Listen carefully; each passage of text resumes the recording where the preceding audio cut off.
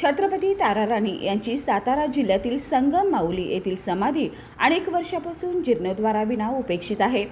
सरकारने याकडे दुर्लक्ष केले। लोकभावना लक्षात घेऊन येत्या वर्षभरात छत्रपती ताराराणी यांच्या समाधीचा जीर्णोद्धार करण्यात यावा अशी मागणी शिवसेना ठाकरे गटाच्या वतीने करण्यात आली।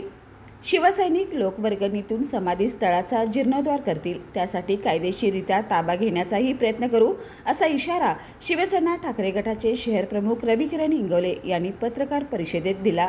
महाराष्ट्र राज्य शासन हे स्वतःला हिंदुत्ववादी राज्यकर्ते समजतात आणि महाराष्ट्र राज्याच्या जनतेची यांनी दिशाभूल केलेली आहे। ह्या सध्याच्या सरकारच्या काळामध्येच राष्ट्रपुरुषांची व युगपुरुषांची अक्षरशः चुकीच्या पद्धतीनं मानहानी झाली। कोण काय वाटेल ते, अगदी भगतसिंग कोश्यारींच्या सारखा एक राज्यपाल देखील काय वाटेल ते बोलत होते।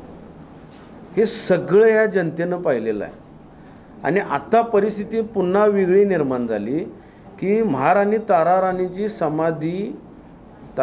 समाधी दुरावस्थेमध्ये आहे। मला एक आपल्या न्यूज चॅनलच्या माध्यमातून, मीडियाच्या माध्यमातून ह्या राज्य शासनाला, राज्यकर्त्यांना एक प्रश्न विचारायचा आहे की मी तुम्हाला सांगण्या इतपत तुम्हाला कळतं की नाही की ही समाधी दुरावस्थेमध्ये आहे आणि ती जर समाधी दुरावस्थेतून काढली नाही, त्यासाठी यांनी निधी उपलब्ध करून दिला नाही, एक वर्षभरात यांनी काम करून दाखवावं। ज्या पद्धतीने केशवराव भोसले तातडीनं काम करून दिलं, 5-2 खाली प्रत्येक आमदार, खासदार, स्थानिक कोण नेते मंडळीने 2-2, 4-4, 5-5 लाख, 2-2 कोटी रुपये काय असेल ते XYZ वर निधी गोळा करून त्यांनी केशवराव भोसले तातडीनं मंजूर करून 5-2 खाली तयार करून दिला।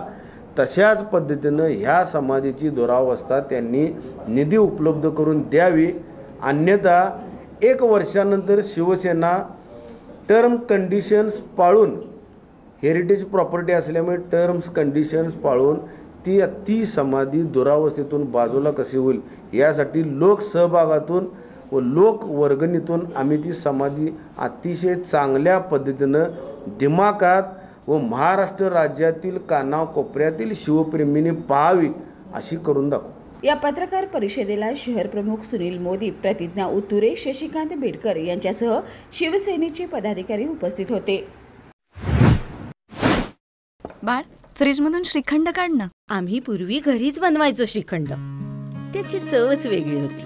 आता काय सगळं रेडीमेड। आजी, हे श्रीखंड खाऊन बघ। आज तुझ्या आईनं घरीच बनवलं की काय? हे आहे गोकुळचं श्रीखंड, अगदी जिभेवर रेंगाळणार। जिभेवरच नाही तर मनावरही रेंगाळणार। गोकुळ श्रीखंड, मनावर रेंगाळणार।